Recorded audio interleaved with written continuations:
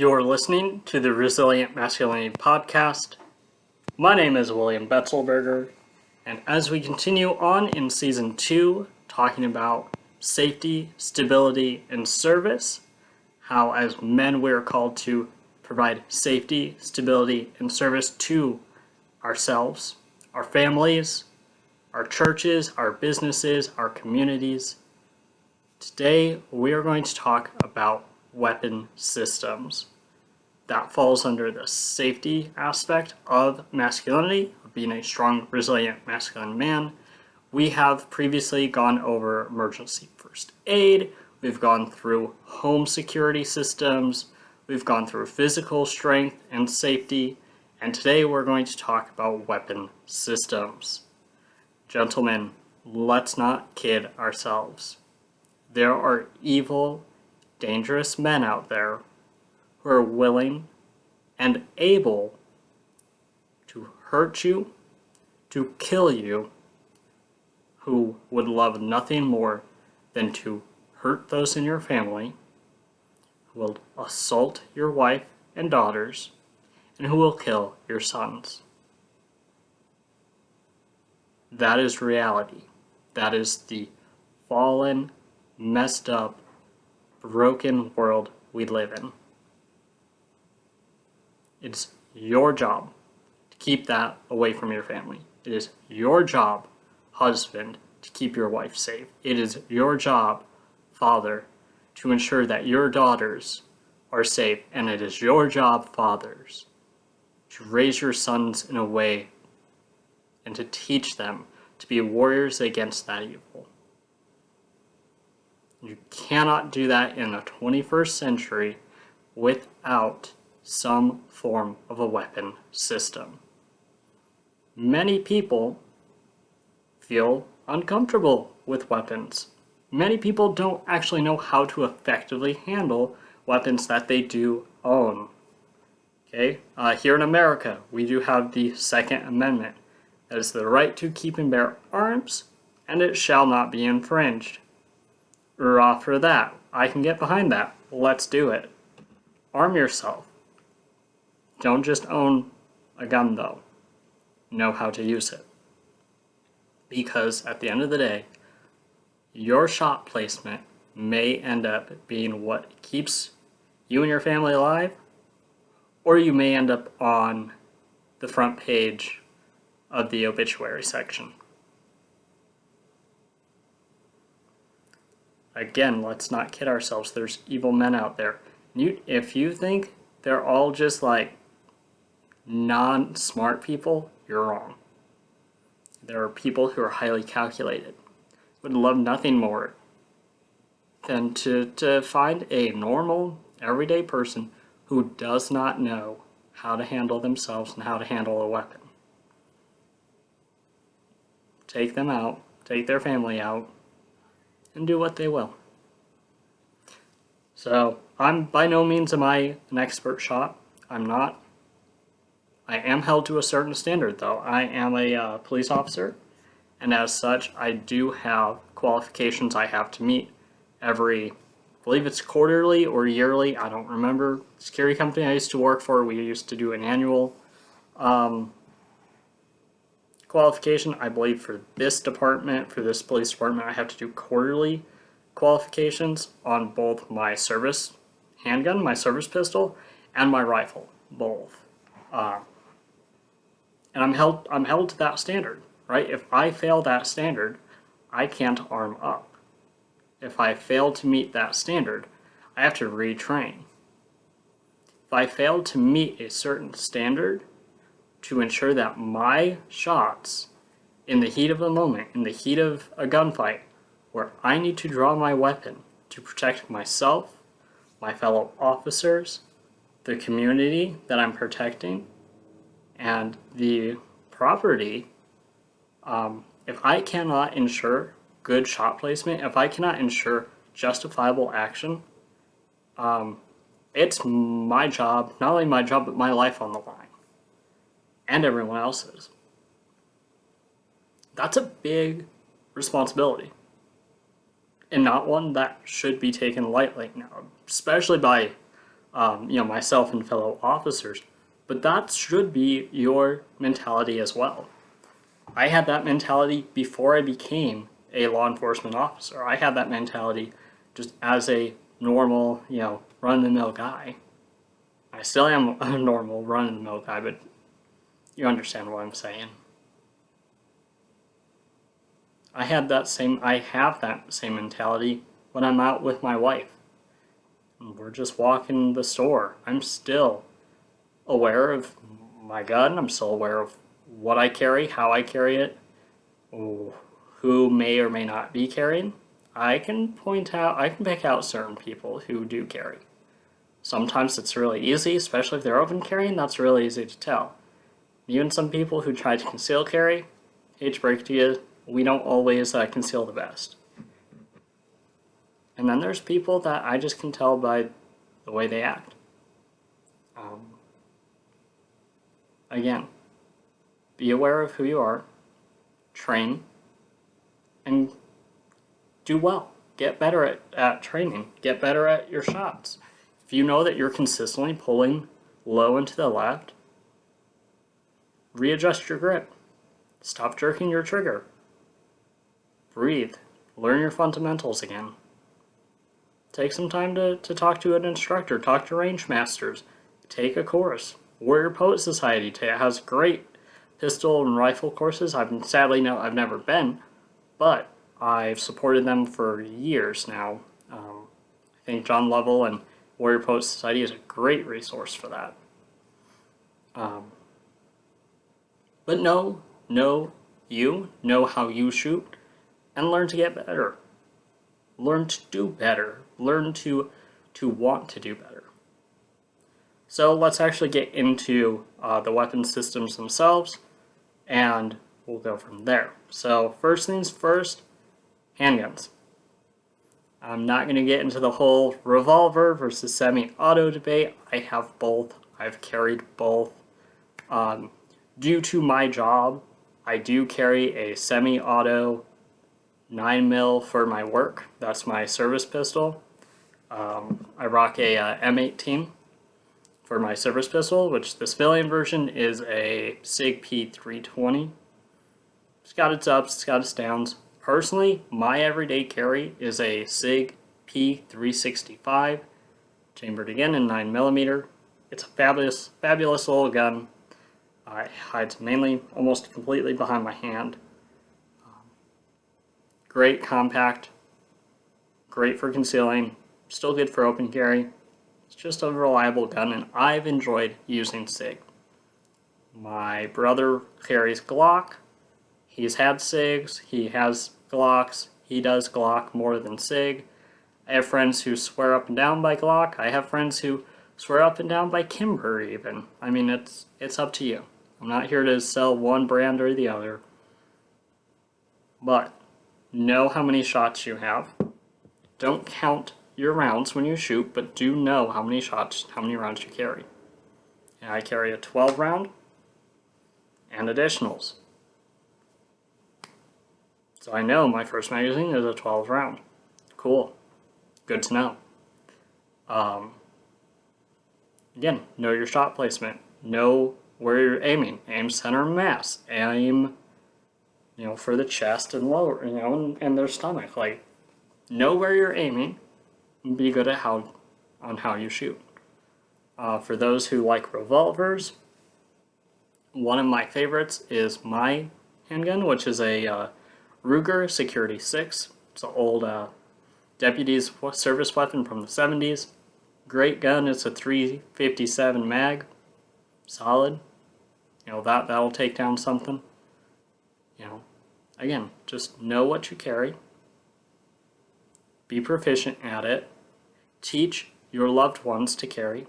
Teach them to be responsible with guns and get them to carry. It took me a while to get my wife to carry, but I got her to carry, especially when I was away for 10 weeks. I was away at Police Academy for 10 weeks, like physically removed out of state even. And I still had to be responsible and, be responsible for her safety. So one of the things I did was I got her interested in carrying. I had her go shoot it. She shot it. She felt what it felt like to fire the gun, to get comfortable with the gun, and then she carried it. And now it's, if she has it, I got to find a different one to carry. Eventually, I'll just get another gun, but budget. But that's another thing. Budget for your responsibilities. I'm setting back a portion of every paycheck to go buy another handgun, because I understand the responsibility of being able to ensure my family is safe. Because I won't always be present. I have work I have to go to. I have to be away. My wife has a different job that she has to be away from the house at certain hours. Be aware. Be aware of that responsibility.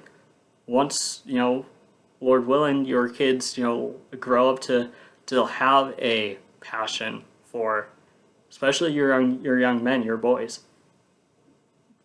instilling in them that passion for protecting others, ensure that they know how to handle their weapons, and give them weapons, not necessarily to carry outside the house, obviously, as that's illegal, but in terms of, hey son, this is your .22 pistol. This is what you take to the range. This is what you, go squirrel hunting with, or this is whatever. This is your gun. And when you get old enough to where it's legal for me to transfer it to you, it will become your gun. Instill in them not only that passion, but that ownership. And instill in them that sense of responsibility that they are responsible for their safety and the safety of those around them. So that's handguns. Get them used to it, be used to it, get your family involved. Shotguns, great things. I don't have one in the house. I know. I'm spilling all my secrets, by the way. So, you don't know my defense plan, but you know me. And now you know I don't have a shotgun in the house. I still have other guns. Don't worry. They're good. They're fun. Can't say anything else about them. They're just fun. I enjoy them. I own one. It's not here. It's somewhere else. Lost in a boating accident, Again, just be aware. They kick. Be aware of your recoil, especially older guns without the gas-operated recoil, or they're spring-operated, or just older guns that have a lot more mule kick. Be aware of them. Rifles, again, they're fun. They're great. AR-15 platform is very popular, regardless of your political stance, whether you like them, whether you don't. Guess what? A Ruger Mini 14 is the same thing, just looks different. And you don't get to attach all the cool stuff to it. Personally, I love red dots. I think they're fantastic. I cannot shoot crap with iron sight. My eyes are just too messed up. But a red dot, on the dot every time. 300 yards out, solid. Fantastic. Cannot praise red dot invention enough. I like Trigicon. Personally, I think they're a great Christian company. They're solid. All their products have scripture engraved in them. I think they're a great Christian company, and I want to support those brothers. Not only brothers in Christ, but also brothers in arms. They're fantastic. So if you need a red dot or any other kind of, I think they have some ACOGs and stuff, check out Trigicon. They're solid. Just know your weapons. Be familiar with them. This is not major mind-blowing stuff, guys. Be aware that there are evil men out there, and they train. Okay, we've had trained people go out and shoot places up. We've had military bases get shot up by military members. We have had trained, I think Lee Harvey Oswald, if I remember, he was an ex-Marine. That guy who shot the 5 Dallas officers back in like 2016, 2014. I think he was either an ex-Marine or an ex-Army officer. We've had military members shoot up military bases. Like there's people. Not everyone is not every shooter is going to be a like sociopathic school shooter that doesn't have any formal training. There's actually people out there who have had very much years of training and know how to inflict a lot of damage on people because they know their tactics. And like in the event of this, one of the more recent shootings, the Nashville shooting, that individual had multiple weapons on them at the time they were on the scene shooting people. And it was very targeted. I know that's not the narrative. I know that's a little tangent, but you cannot tell me that a person who grew up in a Christian atmosphere, in a Christian culture, rejected the Christian gospel, turned to a trans ideology, felt rejected by her parents, and then chose her old school, and you cannot tell me that's just coincidence. No, there's more at play than that. Plus, it doesn't help. They still haven't released the manifesto, and that was almost 3 months ago. Where's their writing? If it's not a targeted attack, they should release that manifesto by now. But that's a whole other tangent, not for today. I'm still talking about weapon systems. And again, I'm kind of just going over everything again. Be familiar with your guns. Know your guns. Be okay. It's okay to spend money on a weapon. It's okay to spend money on ammunition. Now, don't go breaking the bank. Okay, you still have responsibilities to take care of here at home, too. You still have food to put on the table. You still have the roof to put over your head. But it is okay to spend money to keep yourself and your family and those around you safe. It is a responsibility of yours, so do so. Take responsibility and set aside money to go buy a good gun. You don't need the 2009 Yeet cannon by High Point. Okay? You don't need the Yeet cannon. It's a crappy gun. It sucks, okay? It's a High Point. For crying out loud. You don't need it. You can get a decent quality handgun. I've spent between $300 and $700 on a handgun. That's been my price range. And that's been throughout different time frames in my life where I had more money or less money or whatever my budget looked like. I said, okay, here's a gun I want. Here's how much it is. Here's how much I need to spend also in ammo to get proficient. What's 1,000 rounds going to cost? Price it out. Set aside money every paycheck, every other paycheck, or whatever your time frame is. Start setting aside some of the money, and when you get it, go ahead and spend the money. You've got to take this seriously. You cannot do well if you don't practice. I cannot pass my quarterly qualification if I don't go shoot. I cannot put that responsibility on the back burner. I have to continually be going out, perfecting my craft, perfecting my shooting craft to ensure that I keep myself, my family, and those I keep safe as a police officer safe and secure. That's my responsibility. It is your responsibility to keep your family safe. It is your responsibility to keep your business safe. It is your responsibility to keep your church safe. Act like a man. Be responsible.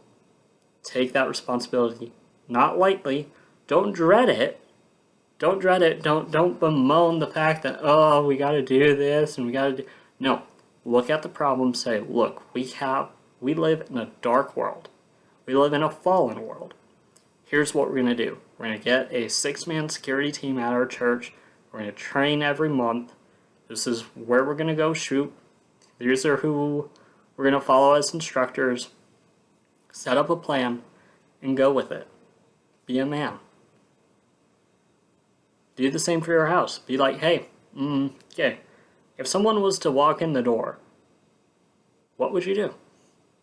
Run yourself through different drills. I clear my house all the time when I'm by myself. Like right now, my wife's still at work for a little bit, and I've been home. Today's one of my days off because of my schedule being a little different than most people's. I actually had the day off. I've cleared this house 5 times. I'll empty my gun. I'll run it through I dry fire it, and I'll go to town. I'll clear my house, and I learn at our free time. This is something different. If this door is locked, how would I still cover it? If this light is out, what do I do? How do I get additional lighting without flagging myself as a target? If my dog's over there, what do I need to do? Stuff like that. Like, just know your house, know your places of responsibility, and train. One of the coolest things I've ever done is gone to a shoot house. It was part of our training as police officers at the academy. I recommend, if you have the chance, even the slightest chance, do simulation, do shoot houses, do simunitions, do paintball, indoor airsoft, learn tactics, and get proficient. It cannot hurt you, it can only help you. I mean, yeah, it might hurt. I got a couple of welts still, and that's been over a month, but oh well. You live and learn. Again, take it seriously, but have fun. Make a date night of going out to the range with your wife. Take her out shooting one day. Take her, if there's an outdoor range where you can go plink some targets with a 22, go out there, have a picnic, and then go shoot things. And then, go make out, whatever. Like, have fun. Make it a fun thing. I loved going and shooting with my dad and my grandpa. Whenever we would visit my dad's family, especially as I got older, we'd go shooting. Whether it was with the 22 or over at the farm doing some skeet shooting, either way, it was still fun. It was a fun thing to do, and we made a day of it, and we enjoyed ourselves. Do the same. Take your responsibility, have fun, and remember, no one's coming to save you. No one's going to come to save you. Yes, we're yes, those of us who are police officers, yes, we're trained. We do come to save you, but we have to respond. We have to get the call. We have to respond. Don't count on the police to save you. You are your best protection. You are your best immediate response. Take that seriously. No doom, no gloom. Be a realist. And be a man. And build a love for guns in your family. Build a love for protection. Build a passion for keeping those around you safe. Raise your sons to be knights in a modern age. Raise your daughters to not necessarily be a damsel in distress, teach her how to keep herself safe, because there's evil men out there who will do vile and evil things. And sometimes those knights aren't around. Now I pray that there is a knight who will be willing and able and has the skills and the courage necessary to fight off the dragon. So don't make your daughters weak, but also don't teach your sons not to be strong. Teach your sons to be strong and to look out for for those who need help. Teach your daughters not to be victims. Keep your wife safe. Take your responsibility like a man. Thank you for listening. I hope you have a great day. And if you like this, like, subscribe, share. You all know the fun things. You know all the jibber jabber that all the YouTubers and podcasters say. Rate us 5 stars, all that. Look, if you enjoyed this series, if you do genuinely enjoy Resilient Masculinity and the content I put out, share it with someone you know. Share it with someone you think it will help. Comment. I actually do want to hear your thoughts. I think y'all are smart. I think y'all are great. I want to know what your thoughts are. So, until next time, stay safe, take action, and become the men you are called to be.